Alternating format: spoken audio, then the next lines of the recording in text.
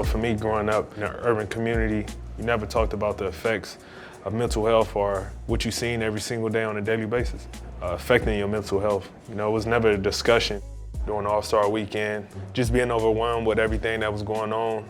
I put out a tweet expressing my depression. You know, it was just an emotional response. Really didn't expect too much of it. With me just sending out a tweet like that, opened up a whole nother door I never would have expected. Relief, freedom, inspiration to others that it's okay to go through things, to be vulnerable, to break down, be okay with figuring yourself out, speaking to other people, being vulnerable to other people. Life is always gonna test you. It's just about figuring out ways to get yourself out of that dark place when it feel like it comes, and that starts with having conversations. Some of the greatest conversations that I've ever had and witnessed was at a dinner table. It's fitting to be able to be in this position to have open heart dialogue about some real things that we deal with on a daily basis. So it's so much that could come from a dinner table conversation. I hope this project will, you know, spread hope, inspiration, and understanding that a dialogue of expressing and speaking out and telling your story is so inspirational.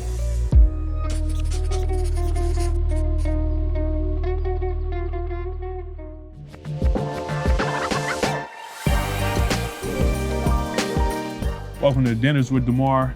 I got a special guest, somebody I look up to, admire, one of my favorite players, somebody I got the chance to compete against for a long, long time, had a 16-year NBA career, Hall of Famer, my dog, my big brother, my mentor, my neighbor, Dwyane Wade. Love. First of all, thank you for inviting me to Dinner with Demar. Appreciate it. This is pretty cool, man. Means a lot. Be able to come next door, come chop it up with me, man. About, you know, I think a lot of important things that could get overlooked that, you know, we go through as athletes and, you know, as human beings and men in this world today. You know what I mean? I think it'd be a great conversation for us to just, you know, kick the shit like we always do.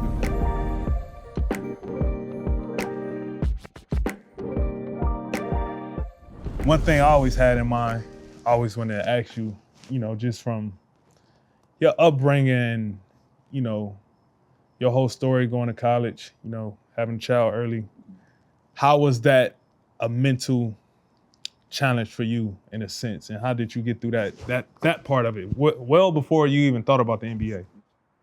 Yeah, man, I think most of the things, man, when you grow up in the community, you know, like we grew in, we grew up in, you process things internally. We don't really share our feelings. We're not, like I always talk about, we don't know how to be vulnerable. It wasn't passed down to us. And so, you know, when I had my son in college, like it messed me up first. You know, obviously I'm thinking my life is over, especially after everything I went through the year before, because I redshirted the year before that. I was finally getting my chance to play, then I have a kid. And so now I got to process school, which is challenging. I got to process, you know, this basketball, which, you know, I want to be the best player. And then I got to process Zaire's mother and Zaire. And so I didn't know how to do it. I didn't have mentors to be able to help me at that time, or I didn't reach out to them. And so only thing I knew, bro, is I leaned on basketball so much. Like that was my therapy, right? In a sense, is like I just put everything into like anytime I was confused, anytime I needed answers, whatever, I just go to the ball, I just go to the game. And I go in the gym. And so, and then along the way, you know, my college coach started becoming even more important in my life. And I saw the father he was, and I was able to kind of start asking him questions about how do I deal with this versus this. But it was challenging. It definitely was challenging to have a kid in college while I'm trying to, you know, do all the things that, you know, a young man's supposed to do, is just, you know, go out and try to create his future. And so, yeah, it was tough. I think a lot of people don't even realize how early a lot of stuff for us start when we start to sweep a lot of our own emotions underneath the rug. Mm-hmm. And a lot of those emotions don't come out till later on, where we may explode, or you may see another side from us and somebody may be like, man, where'd that come from and where that stem from? Mm-hmm. I think I dealt with that a lot going to college. Obviously, like I was shell shocked when I went to college, bro. Like growing up in Compton, all of a sudden, even though SC was 20 minutes away, right, it was a whole like it was like I was really like shell shocked, bro. And it took a toll on me. And like I struggled like my first probably month and a half in college. Like homesick, that homesick like vibe? everything. I'm homesick, even though I know I go 20 minutes away, but I'm also sitting around like intimidating people that I'm not used to sitting next to. Months before, I'm sitting next to, gang members, all this, and all of a sudden I'm sitting in college and I'm feeling intimidated by somebody next to me pulling out a laptop. Right. I ain't never seen nobody with a laptop. Right. You know what I mean? Yeah. Somebody understanding how to go into an email, writing a paper. I'm talking about typing away. Right, you know what I mean? I'm just like, a lot of that was intimidating for me. Mm-hmm. And on the basketball court, I was such a star through high school, you could get away with so much. Mm-hmm. And college was the first time I had to deal with structure. And with that structure came a whole new mental challenge for me of knowing I can't use my athleticism. You know what I mean? Like all these guys bigger, stronger than me, faster. They know the college game. I always was a quiet kid. You didn't ask a lot of questions. Nah, I didn't ask. Right. I was just like, man, just put me through it. I remember I used to have so many long nights of just sitting in my dorm, just trying to figure it out. Yeah. And so that played on your obviously on your mind. On it played on my mind so much. Then on top of it, I'm looking at it I'm feeding into the hype where everybody looking at it like, oh, he's one and done. He's going to the pros. But it's like, I'm getting yelled at by the coach because I couldn't get a play right. You know what I mean? Or my first tournament, I'm getting 6-8 points and I'm like, I really contemplated damn, I'm gonna have to come back to school. So you were playing with that I gotta be one and done pressure. Oh yeah. Before I played a game, in my mind, I'm like, they said I'm going lottery.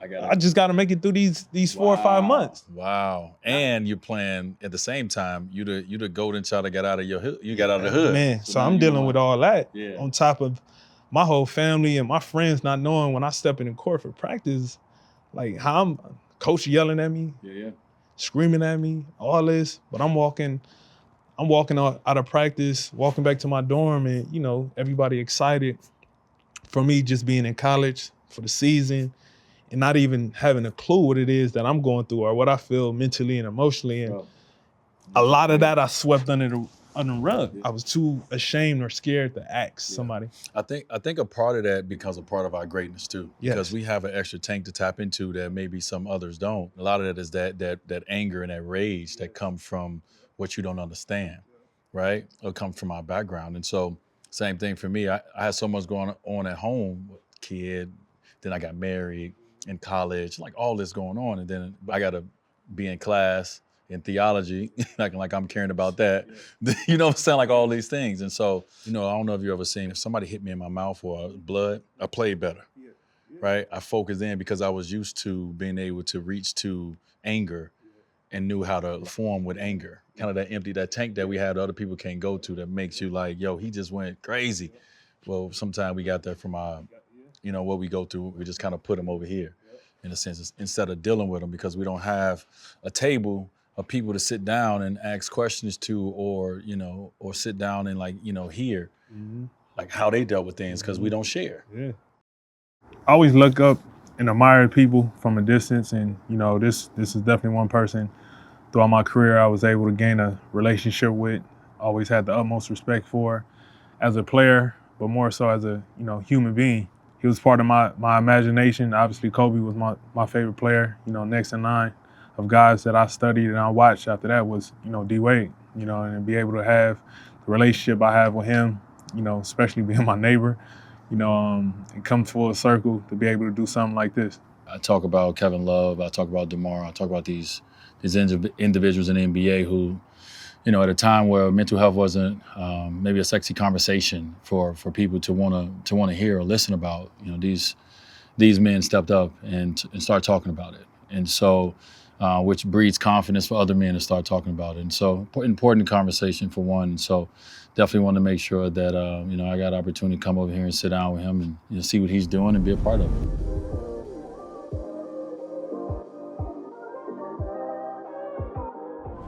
One thing I try to express to a lot of young dudes is if they need any type of help, find therapy.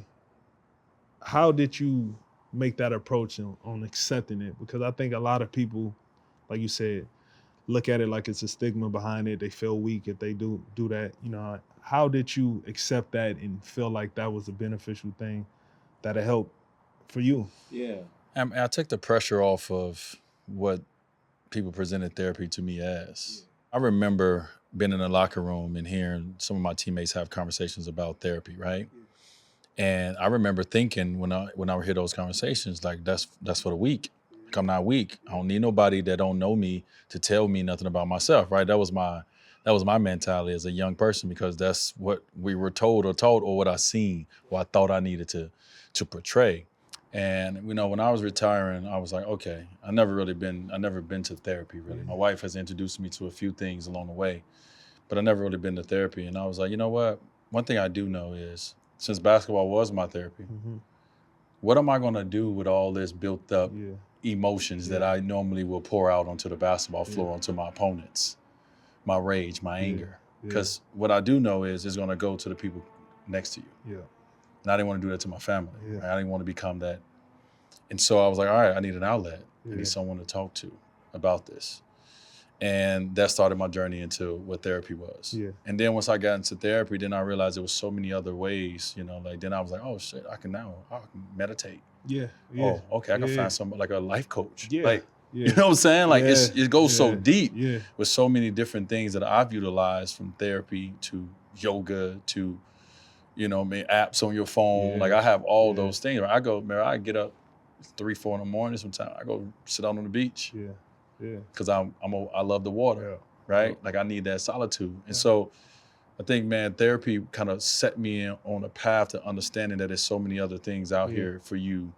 And it ain't just basketball that you're gonna let your emotions out. There's so many other ways to do it. And so that was my journey into it. Man, that's a hell of a point.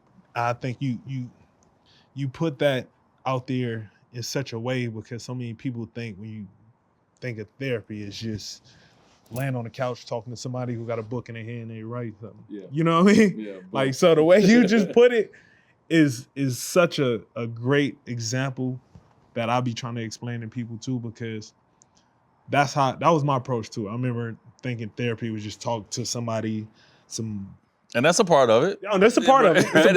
That's one form. It's different forms that may be for you. You know what I mean? That may be a form for somebody that works for somebody, but there's so many other different forms that could work, that would be just as beneficial. And that's what helped me. Like I remember I found myself in the middle of fucking Montana in the open woods, and I heard nothing but natural sound, everything. And it brought me such a peace that I could never like imagine. But it all came from just therapy and presenting something, trying something. Try this meditation form of doing this. And when you do this, and I'm in the middle of Montana. Like, I never in my life would have thought I'd be in Montana and having the time of my life, enjoying the experience that I was going through. You know what I mean? And like, nobody will believe me when I told them. I know they won't. You feel me? Like, I'm like, there's people right now that's gonna watch it. I'm like, come on, DeMar, come on, you getting that check? Like, you know what I'm saying? Like, I got it's once a week I look at the pictures, like, and just reflect on that moment when I was there. Then you know what I did after that? I found myself the previous summer, I'm in Wyoming, doing the same thing, finding a whole different solitude, like you said, and a different type of meditation of understanding what therapy and self-help really was. It went so far for me, was just helping me with my maturity, my understanding of life, and my just taking a moment for myself. You know what I mean? And all that shit came through form of therapy. So you putting it like that gave the best example what it is, because I think people just get caught up in just thinking you talking to somebody you don't know. Yeah, and it's a stigma. You know what I'm saying? And it's a lot of stigmas in this world. And I think once you go find your own information, right? I think the one thing we need to do more as men is we need to go find our own information, even just as humans, period. You know what I'm saying? And the one thing that's scary about therapy is you actually got to sit with you. People don't want to go to therapy because they don't want to look at that mirror, bro. That mirror tells everything. And that's the one thing that I've discovered throughout this process as I'm discovering myself as a man, is these moments of being in the middle of the woods in Wyoming or Montana. It's just you. It ain't nobody else. And so you got to sit with you, your thoughts, your feelings about yourself. All, you know what I'm saying? Because the world can make DeMar seem like a superhero. But when you sitting with DeMar, you get the real DeMar. You feel me? And so it's beauty in that though. As you're trying to grow, as you're trying to become whoever you were put on this earth to be, you have to know you. And so to go back to therapy, that's therapy. It's not just sitting on the couch and someone listening to you talk about your past. It's you learning about your past, learning about your now, and then getting a chance to have solitude so you can focus on what your future gonna be. You know what I mean? Clean a lot of things out. And so, bro, I love it. A lot of times we probably up at the same time, That's what I'm like going saying, through yeah. what therapy is. Same thing, bro. For sure. And that's crazy you said that, because it's just, I always told myself, like, I didn't want to be an angry black rich man when I retire. I didn't want to be that. I didn't want to be no grumpy old motherfucker when I retire. Like, that's all I used to tell myself. I don't want to have a bunch of money and be grumpy. Yeah. I didn't want to be that, because I felt myself going towards that way until I just like let go of so much shit that I was just holding in. And that just led me to be fucking floating down a fucking river in Montana, like in a little boat, fly fishing, doing a whole bunch of shit that people would never fathom that I do. You know what I mean? Because it's easier for me to channel whatever internal aggression I had in when it's time to go to work. It's easy now. Right. You know what I mean? Because I understand it. It's not so chaotic of an emotion. You know what I mean? Now I know how to hone in on it. You know what I mean? Because I know what freedom in a peaceful spirit may feel like. And granted, I still got a long fucking way to go, but just feeling it a little give you even more hope of understanding there's so much growth that we don't even understand yet. You know what I mean? Especially, I write a lot. That's therapy to me. You know, when I'm on, especially when I get on planes, I have like a lot of like black books and all these books, and I just write like whatever I'm thinking, whatever I just did, and it's therapy. It's therapeutic to me to sit there and put words together and create a story or talk about, you know what I'm saying? That's what we talk about. Like when it comes to therapy, it's so many different ways to be able to deal with what your wellness needs are, right? Like we all have different wellness needs, and it's like it's just like men, we're afraid to go to the doctor. Don't be afraid. Go find out what's wrong so you can be around for your people, right? You know what I'm saying? So you can take care of it. And so therapy, in that sense, is like, don't be afraid of what's been positioned as therapy. Find out what's for you. Find out what that wellness is for you so you can become a better person.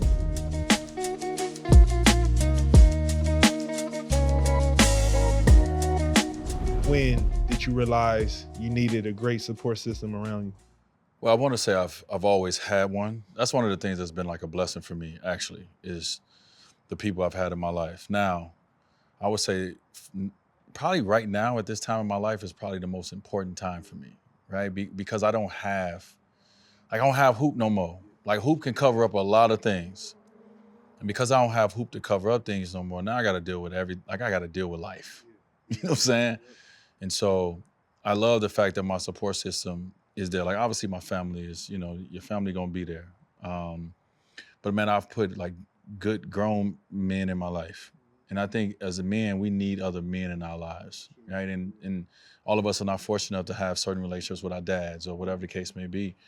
But man, when you get older, finding men that have went through, that can go through, that you will listen to, that will listen to you, like having that's probably one of the best things I've done. I mean, you get to see like my old heads, like Chef and like Dre and Chris, and we all can be vulnerable together. We've all shedded tears in front of each other, and we all call each other out on things. We all make, you know, we're guys, but having men that you feel comfortable enough to be vulnerable with, to share things with. Since I retired from the NBA, is one of my biggest things that's brought comfort to me, because like, I'm okay with being weak then. Like, cause you know, it's like we don't want to be weak, but I'm actually got the minute I'm okay with being like, yo, I don't know this, or, you know, someone telling me, hey, you ain't doing X, Y, and Z, you should do that. You know what I mean? Like we got that kind of relationship where my chef can be like, yo, you need to take care of this. You focusing too much time over there.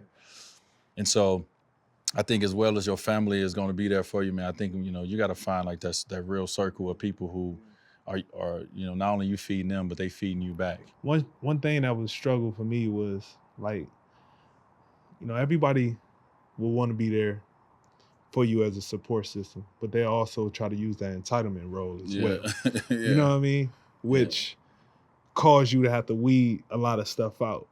When and how did you deal with that when you start to feel, a lot of the entitlement role started to be played? Yeah, I think people weed themselves out though. But yeah. You know what I'm saying? Yeah. Like, it will show.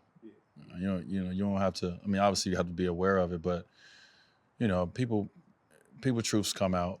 And I think the strong survive. And so like in my life right now, and also too, understanding, bro, is like, it's a season for a lot of people too. You feel me? A season can go 16, like my NBA career, or the season could be one season. And so I think understanding that, being aware of that, trying to understand what someone's season has aspired in your life is one of the hardest things to do. But that's something as you get older, you're gonna have to do and you're gonna want to do. A lot of men are not secure enough to, have vulnerable conversations with their close people, let alone cameras and in the world. And so, I respect that so much because, I'm someone who has to have those vulnerable conversations in front of the world. And people act like they don't want to hear them. But these are real life, situations and real life things that's happening. And so, you give a guy like DeMar, you give guys who are not afraid to use their platform and not afraid to step up and step outside of what people know them for, a lot of credit.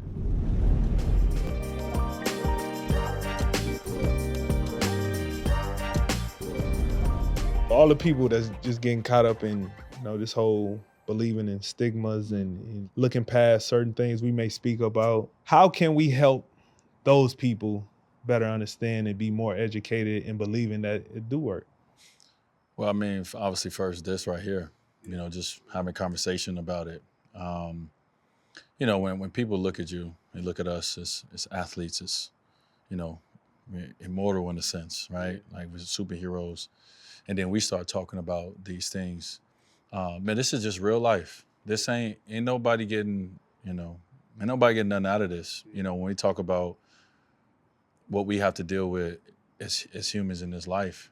And in the midst of that, taking care of your wellness is going to be important. Everyone wants to focus on the things that everyone else see to give them compliments. You know what I'm saying?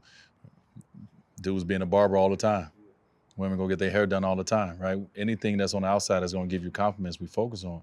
But this is what we talk. This is inside. This is the entire being. This is a holistic conversation that we're having.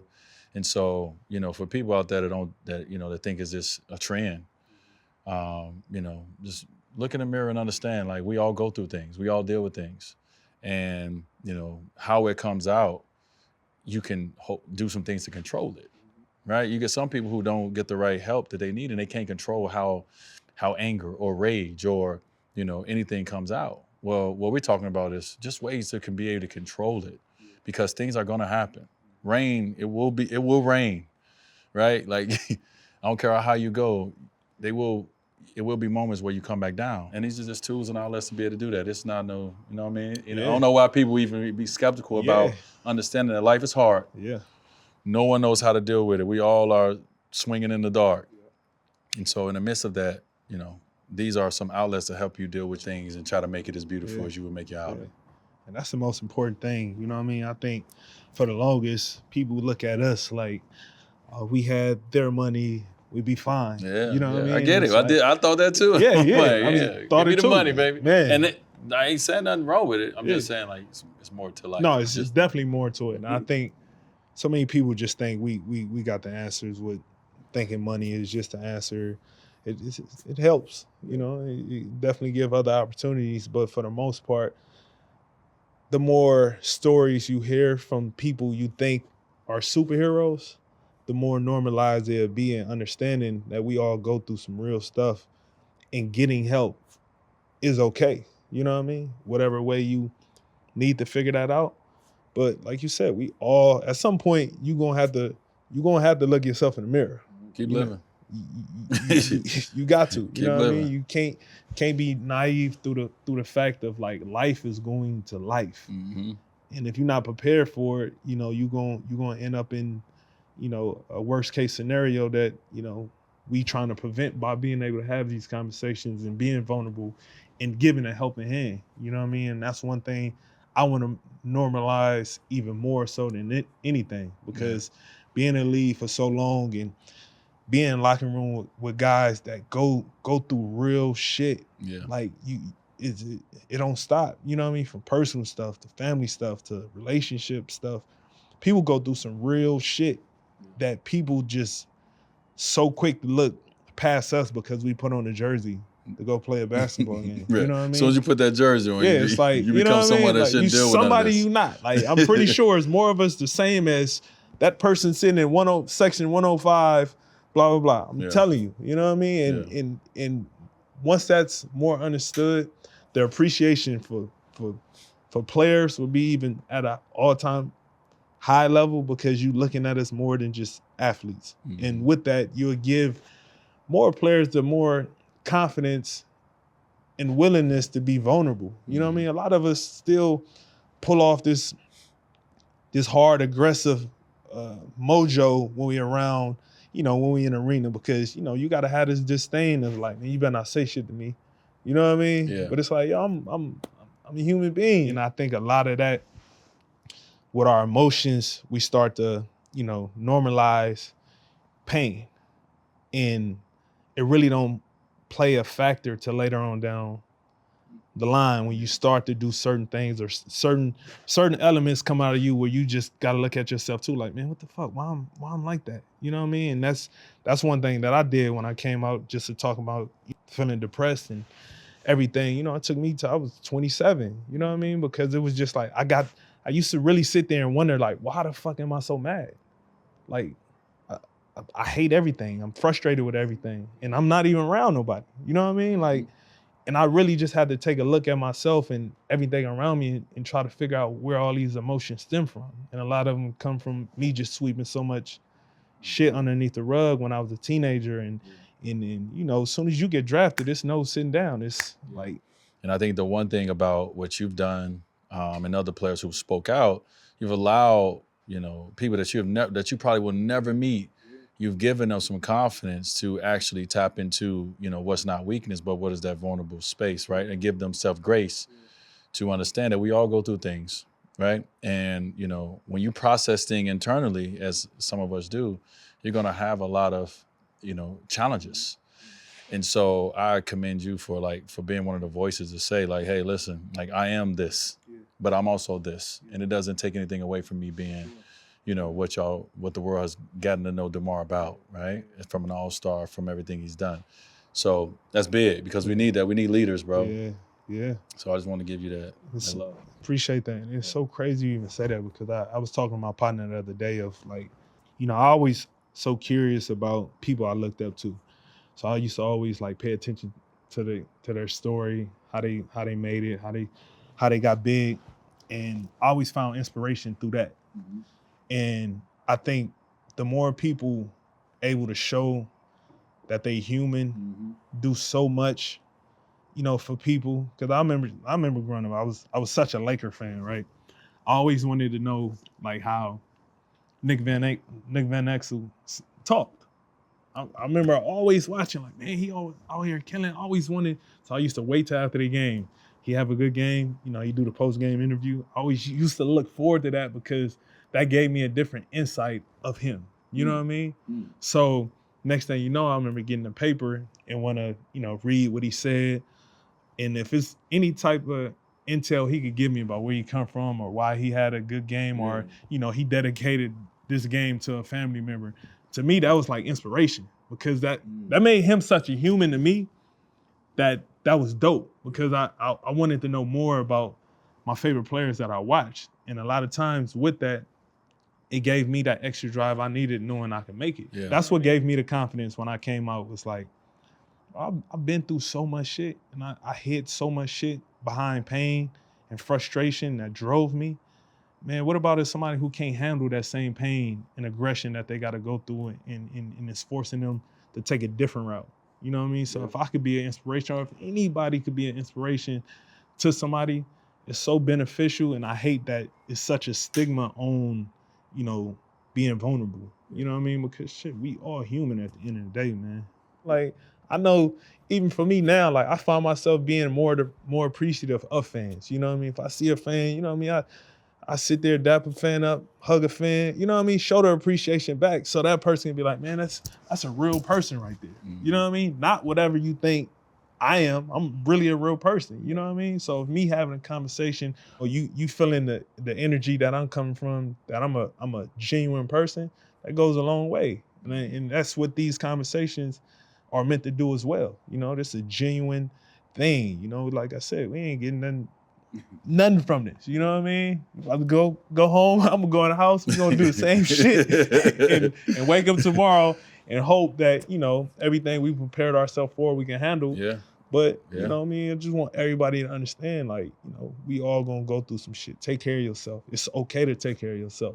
Find the best way to be able to take care of yourself, not just for yourself, but for your friends, your family, or somebody else who next to you that's hiding something that they don't want to express because they feel some type of way or are scared to be vulnerable. Right. You know what I mean? You could be that place for them. You could be that place for them. You know what I'm saying? I think a lot of it is understanding is this is just some of the things that you can do to put in the work. Yeah. Yeah. But it guarantees nothing still, right? Like you could put in the work in the gym, it don't guarantee that you're gonna have an all-star year. Right. And so we're just talking about the basics of the work that needs to be put in. Yeah. But in the midst of that, understanding that it doesn't guarantee that you won't go through things in life. Yeah. That you won't have, you know, outbursts or moments that, you know, are unlike you or whatever the case may be as we go through life. So you got to at least do this to even give yourself a chance. Yeah. Yeah. You know what I'm saying? When it comes to dealing with life. Because like you said, life gon' life. Mm-hmm. And as much as you think, oh, I got it, you don't know from 1 minute to the next what's gonna happen. And so give yourself a chance, you know what I'm saying, to be able to deal with it, or give yourself a chance to understand the things that can help you deal with it. It ain't even about the stresses. It's just about understanding that we're humans in life and life gon' life. And so you gotta be prepared as much as you can. Yeah.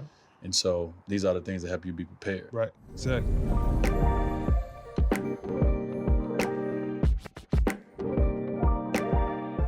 Being a parent, I think that gives me a different empathy and understanding, because it was a lot of that I wish I had early on. Granted, it helped. I remember being in games. I used to hate when my dad used to be at games. I'd be at the free throw line. He used to be yelling at me from the stands, yelling at me. You better not miss. You better not miss a fucking free throw. Like, you owe me $5 if you miss a free throw. Like, it was that ever since I was young. And I remember I used to get so mad, and I used to turn around like, man, leave me alone. But next thing you know, I run off 25 straight. Yeah. And it's like. So how would you tell a kid to deal with that? Like, now that if you went and saw a kid with that father, and you saw him being like you saw yourself, how would you tell him to deal with that? I think the understanding of why someone is trying to force you to dig down. They see something in you, for one, right? Well, they know something about themselves that's in you too. Exactly. Right. And I think helping people understand that instead of feeling like they're getting attacked will be more beneficial, because it's something in you that you don't see that you have in you. Right. That everybody's just trying to tap in and trying to get that out of you. You know what I mean? And I think we never just catch on to it. Because I never caught on to it. Why my dad make me mad every time I play? Yeah. I never caught on to that until I was grown. Because he knew you had that. He knew you had that extra. Yeah. You know what I mean? And it took for me to find a different appreciation when I was older, why he was doing that. You know what I mean? But for some, I seen it break some people, because maybe it wasn't executed right. Maybe it wasn't enough love on the back end of it after you do that. Yeah. You know what I mean? Or trying to get them to understand it, why you did it. It's a lot of times, you know, with my kids, when I do something and they may feel a way, I explain it to them afterwards. Oh, our parents didn't explain. You see what I'm saying? No, we didn't. That wasn't a part of at all. Not our generation. I mean? No, they ain't explaining nothing. At all. I mean, a lot of it stems from, you know, just the story before us, the community before us. Like I always say this, like, I talk about like my parents and the understanding that the generations before us, or even parents that are in the struggle, unlike us, they ain't had time to wait on you to figure out what you want to be. Hey, I need help with these bills. Y'all eating up all my food. Like, and so, my dad, he kind of forced me into playing sports, right? And look how it turned out. But at the time, like I cried my way into it, like every time. But like you said, once again, he saw something in me that I didn't. And I talked about that in my Hall of Fame speech. Yeah. You know what I mean? Yeah. Like, I remember I said I couldn't do it. He was like, no, you can. Yeah. And then eventually eventually showed me I could. But I think understanding the people before us is knowing that they probably went into certain situations to be able to send their kids to certain places or send their kids to therapy or do the things that we're able to do so they can sit down and listen to their kids. Yeah. Or, you know what I'm saying? Like, they're just not the school they were from. Yeah. And so I do know some of the benefits that we have is, the hard work that we put out there so our families can live a certain life allows us to be able to now listen to our kids differently than our parents. And it ain't because we don't need nothing from them. We don't need them to go out and do anything to help the family eat. And so that's a benefit that we have, and I'm thankful for that. Yeah. Feel me? And even with that, it's like it make me think of how can it be beneficial for the ones that don't have the opportunity that we have. You Right. know what I mean? Because there's so many people that, family members or friends that I know that in a completely different situation. You know what I mean? And even being able to have conversations with them of helping them trying to understand to be a better parent to their kids, because they may not have the same ability to be able to take care of sin or put their kids in everything that we may be able to. But with that, how can you have those conversations and make your friend or family member be vulnerable enough to take advice so you can help them? You know what I mean? I think the more that is done, either you could kind of combat a lot of stuff that we went through. You know what I mean? And that's one thing I kind of like just been paying attention to more and more. You know what I mean? I think that's just like the friend I am, you know what I mean? Of people that I know, and I never wanted anybody to feel less than or ashamed in any type of way. You know what I mean? Because I always tell people, I remember growing up, we didn't have a refrigerator. We had a cooler, and every 3-4 days we had to go to a gas station, get ice, fill a cooler up, keep the sandwich meat, keep the milk, keep the water cold. You know what I mean? And it's like, I come from that. You know what I mean? Like, not having furniture until I was 11, 12 years old. You know what I mean? So it's like, for me, I just always want people to find that inner confidence within themselves to be able to have the hard conversations. Because a lot of times those hard conversations become therapeutic, and you can find so much confidence with that to push that extra length you need to, instead of feeling ashamed and feeling like, nah, I'm not going to do this. So I'm gonna go hide over here and sweep everything under the rug before you have a outburst. Yeah. I mean, I'm a firm believer, man. Just I guess as a parent, you don't know if you've done it right until they get to their 40s or something like that. But, for me, man, when it comes to my kids, just the way I've always approached it is we don't have time for fairy tales. And I know that, each parent have their own way, right? And so I don't say what's right or wrong, but the way I've had to raise my kids is there ain't no Santa Claus in my house. You know what I mean? We got to go get it. We got to go get it ourselves. Any gift you want, we got to go work to get this. But along the way, like, I've always just had honest and open conversations. And because I look at it like, in life, who are the people that I've fucked with the most? It's been my friends. It's been the people I've chosen as my friends because they've been honest with me. And so I just want, all I'm going to ever do with my kids is be honest. And so our conversations are direct. You know what I'm saying? And like, we have to have that. And I tell Zaire, listen, it ain't about me trying to hurt feelings or about me trying to, say certain things a certain way. I just got to be honest. And in the midst of that, understanding this honesty is coming from a place of love, but like, this is how we got to get it. This is life. This is real life. And so, man, we communicate straight up. And like, my parents didn't communicate like that.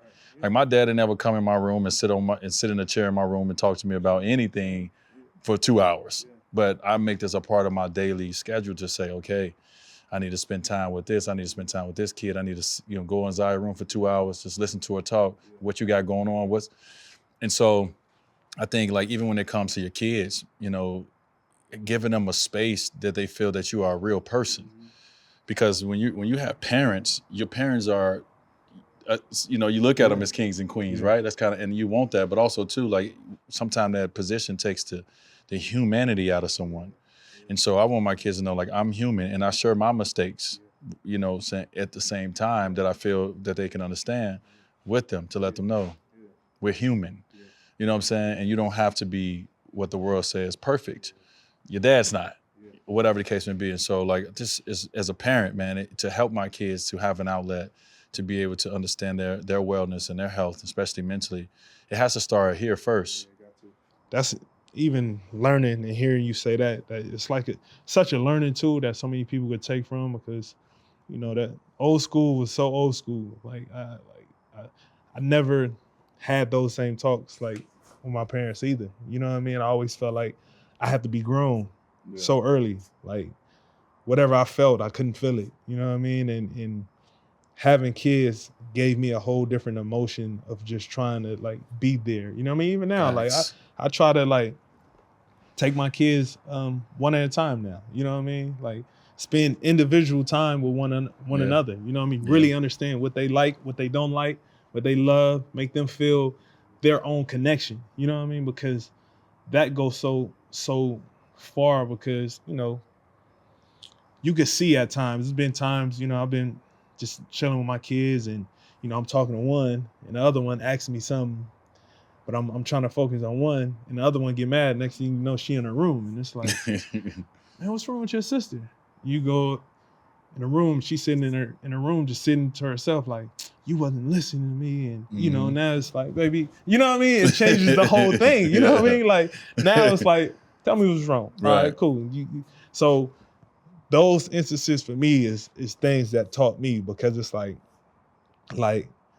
you know, it's so easy to look over that and think nothing of it, but not to the kids, not to the babies. And so when my daughter first did that, they always let me know, like, pay attention to them, be able to have conversations with them, give them the confidence that they need to be able to want to talk to you back and tell me what they feel, so they can feel comfortable. You know what I mean? They're going to need that in the world. Yeah. You're going to need to be able to have those conversations with people. You have to, you know what I mean? And that was such a learning tool. And I had to go through it to realize that. You know what I mean? Like I didn't know. Like, at least you noticed it, first of all. You know what I mean? You feel it. You know what I mean? It's a different emotion that you feel, that you got to understand. Like, all right, they have, no matter how young they are, they see everything. Pay attention to everything. Everything, bro. Everything. You know what I mean? So I was just talking to Zaya before when I got home today, and you know, she's a junior, and your junior is your hardest year, right? And like she was just saying, like, everything is on her, right? She ACT and, you know, all the things she need to do. And I was like, in the midst of, I said, have you scheduled your appointment with your therapist? Yeah. Because you make sure as you're going through all this, you have your outlet, right? Like I was just like, and I told her, I said, when Pop's home, I'm always an outlet for you. We can always get in the car, we can go somewhere, we can vibe, chill. But you also make sure you have your own personal outlet. You know what I mean? And like, that was not, we're breeding that into our kids, right? And she was like, yeah, Dad, I've already set my appointment for Thursday, whatever the case may be. And so I never, we just, like I said, we just had the hoop. Like, you know what I'm saying? My personal outlet was get the ball and just go hoop. And so just such a different time, man. But like utilizing, you know, I think what we know and allowing our kids to be able to benefit from what we know. And like I said, I guess we'll find out about it. No, that's what I'm saying. Like, I'm definitely looking forward to it. But it's like, it's such a, this thing of life is such a crazy thing. And like, one thing that I struggle with that I wanted to talk to you about was like, you know, the time we had to put into our playing careers, missing so much valuable time with the kids and the family. You know what I mean? Like, how was that a challenge, and how did you balance that, you know, throughout your playing days? I don't think I did a good job of it. I agree. You know I'm with you on that. Like real. Like I always give my wife and I give my kids all the credit. Like they are the real MVPs, right? Because, you know, even though, you know, we're off doing what we do, my wife's the same at the crib. We all trying to create something so our kids can have a certain lifestyle that we want them to have, and that, you know, later on they will appreciate. But in the midst of it, you miss so much, right? And you can't. It's this thing of like, what do I do? And so I decided I'm gonna give this right now. But when I'm able to give this, I will. And so now, since the retirement, like I'm making my business to my schedule is dating my kids. You know what I'm saying? Like tomorrow, me and Cobb going on a date. Like we already got it planned. And so the times I miss, I was off doing something. Respectfully, they understand that, and there's nothing I can do about that. But now, the memories that I can create now, these moments is what really matters to me. I can't. You know what I'm saying? Like you can't have it all Nah, in yeah, a for sense. sure. And so I think you have to be okay with understanding that you're gonna miss out on some things because you're creating something. Yeah. But at some point, once you retire from basketball, bro, you're gonna be so young that you're gonna have so much time to be able to actually get to know them in the way that you actually will be able to now because basketball, you so focused on that. Yeah. You know what I mean? Trying to be great. And so, but I've made it my duty to say, all right, I'm done playing the last 4 or 5 years. My relationship with my kids have changed a lot because I put more time into what they want to do. Yeah. You know, I'm not just like, hey, come and watch dad play basketball. Right. Yeah. You know what I'm saying? I don't think people understand how hard that is for us too. Like leaving kids for road trips or time on end and like that takes a toll, you know what I mean? Especially when, you know, I don't think people understand how much downtime we really have when we gone too. You know what I mean? Being on the road, sitting in a room, missing something with your kids, and you know what I mean? You in fucking Memphis and sitting in a Westin hotel just missing something to do with your kids. You know what I mean? I think for me that always kind of been like my biggest challenge since I've been playing and just missing so much. You know what I mean? Because the kids fully don't understand. You know what I mean? All they care about is daddy. I want my dad. You know what I mean? Like even it's been times I told the girls, I was like, you know, daddy going back to work. So, all right, can you come back on the weekends? You know what I mean? It's like it don't work. Yeah, it don't work. It hit your you know what I mean? heartstrings. It hit different. You know what I mean? It hit your heartstrings. It's been times I remember last year I struggled. It was a time, you know, my second oldest daughter had, you know, said something about, you know, all my friends' dad was at the dance. You know what I mean? It's like, I gotta go get ready for this game. You know what I mean? It's like, you know, the emotional roller coaster that brings right before you go play a game, you know what I mean, becomes heavy. You know what I mean? Because you feel like you're missing something with your baby. You want to be there. You want to have those moments. And you know, a lot of times I even tell a lot of the youngsters, it's like, yo, you know, you got to enjoy it because when you take on real responsibilities, real feelings, and a lot of stuff come with that becomes heavy, and you're going to have to find out quick how to balance it, especially if you want to be good. One of the biggest things I always tell my kids, you got to know how to manage your time. Because if you don't know how to manage your time correctly to do all the things that you need to do and then the things you want to do, like you're gonna be hearing a lot of voices in your head. Yeah. It's gonna be too much going on. And so that's one thing, like even now for me, man, I'm about time management. When I get up in the morning, I'm like they say on an airplane, put my mask on first. Yeah. I make sure I have time to put my mask on first before I give myself to the world, to my kids, to my family. And so if I get up at 7, I may need to get up at 5. Because if I get up at 7, I'm only gonna be able to do this. But if I get up at 5, I could do this, and still be there. You know what I'm saying? And so like I've had to adjust kind of what I thought retirement was gonna be like, to be able to do all the things I need to do for my family, but also for myself, which is the most important thing, is putting your mask on first. You can't help anybody else if you don't get your oxygen. And so that's the one thing that is super important. And also along the way, you're gonna realize as your kids get older, they're gonna stop calling you. They're gonna start worrying about what the heck you got going on. Yeah. I got a 21-year-old. Yeah. I can't catch up with him for nothing. See? You know what I'm saying? Yeah, and so like you worry about so much because you miss so many moments. Then they get to a certain age, they be like, yo, peace. Yeah. You know what I'm saying? Yeah. So it's a balance, man. You know, it's a balance. But like my dad's 66, I'm 41. Now, like we love being able to catch those moments. I mean, but that's even dope. You even know? At the Hall of Fame speech, I remember watching it, like, to me, like, that's so dope to watch, bro, and witness, you know what I mean? Because it's like, it's I know for me, like, I lost my dad 3 years ago, but my dad was like how y'all was. And that shit was so dope just to witness and see, because it's like, you know, as I got older, my dad was more of like, you know, I could tell I finally had made him proud. Yeah. You know what I mean? It's like, man, you did it, man. See all that hard shit see it paid off. And, you know, I remember sitting there and having conversations with my dad. I remember I always used to steal my dad's car when I was in high school, right? To the point to where he used to think the neighbors was ciphering his gas. Like he was about to fight the neighbors, all type of shit, right? He thought he was ciphering his gas. He thought the neighbors thought he was coming pumping some gas out. Every night. I'm talking about he used to be in the window waiting. He just knew it was the neighbors, right? So I had this whole little method how I used to take his car. We stayed by a train station. So 11 o'clock on the dot every single night, my dad getting in bed. every night, like clockwork. So about 11:05, I go downstairs, take the keys. I get in the car, wait till a train go by, start up the car, back up real quick, out. right? Ooh. I'm out. Be out till like 3, 4 o'clock in the morning. Never know, right? So, but the whole time I just like, my dad will kill me if he ever found that out, right? I used to be terrified of my dad. I remember getting to the point where I was in the lead and we started to have that relationship. I remember I'm telling him like, Dad, you know I used to steal your car when I was a junior in high school, like every other night.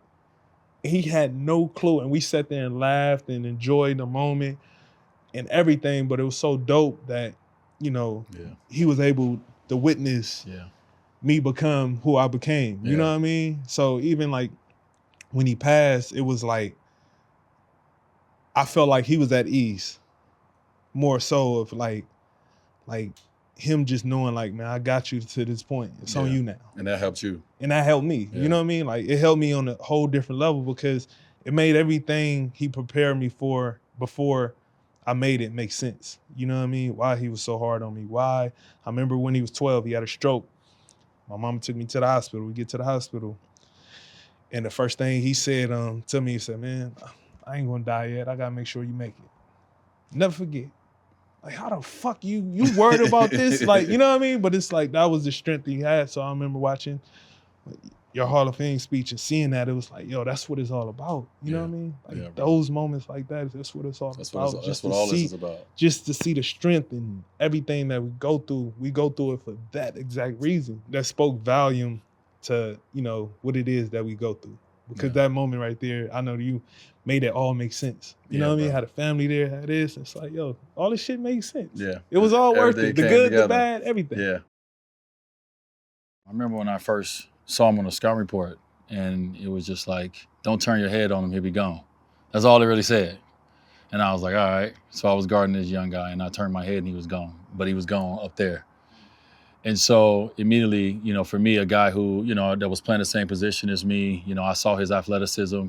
You know, I saw his ability to be able to read the game in a certain way. So I just took a liking to him, you know, and just wanted to watch his career. And we got an opportunity to have battles. And so I watched him grow, and I started watching him become like, you know, that all-star in the league. And so it's cool when you get to see it that way. You get to see a guy come in, like Paul George came in that way, where he was just a guy in the corner and then became the guy, you know, at the all-star in the locker room with you know.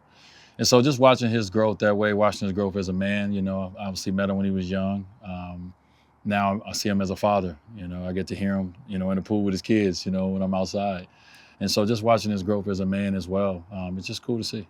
You know, being able to compete against him throughout my whole career and just seeing, you know, his growth as a person, as a human, as a basketball player, and seeing his transition from, you know, playing against him in playoff series to, you know, watching his transition over to retirement, ownership of NBA team. It's amazing to be able to look at somebody and have a relationship with a person like that I could go to and ask. You know, I remember asking him about how the whole ownership thing worked. You know, how was retirement, you know, leading up into his retirement, his last year playing against each other, you know, all these things that at one point I'm gonna have to get to, you know, and just helping me understand and prepare for those moments as a player and just as a man after that too. So how would your past life before therapy explain you after therapy? Maybe like, I think I take a little bit more like beat when like, I don't respond as quick no more. Like I will come right back with an answer fast. Now I'm like, all right, let me just shut up. Let me listen. Okay, let me shut up again. You know what I mean? Because it's a lot of times someone says something, you already got an answer. And I know me, I got an answer. Therapy has allowed me to be like, you know what? Listen, take a beat. You know what I mean? It's you ain't the only one talking. You ain't the only one that got an opinion.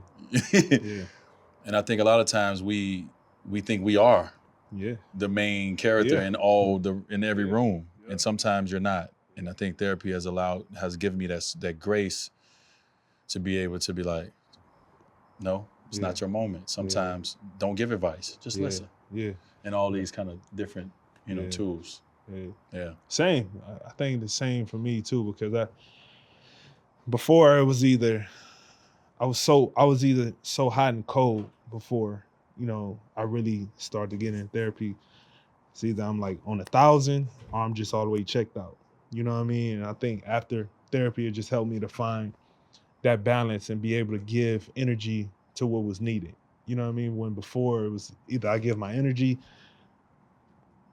100% to something that don't deserve it, or vice versa. You know what I mean? Like for me, like it gave me a balance. Like you said, just make me feel like just shut up, just listen, take the advice. You know what I mean? Don't feel like you got to have an answer to everything. You know what I mean? Like, and that gave me a whole different calm, like you said, just to sit back and just soak in at times and not feel like, you know, I gotta know it all right then and there. You know what I mean? So,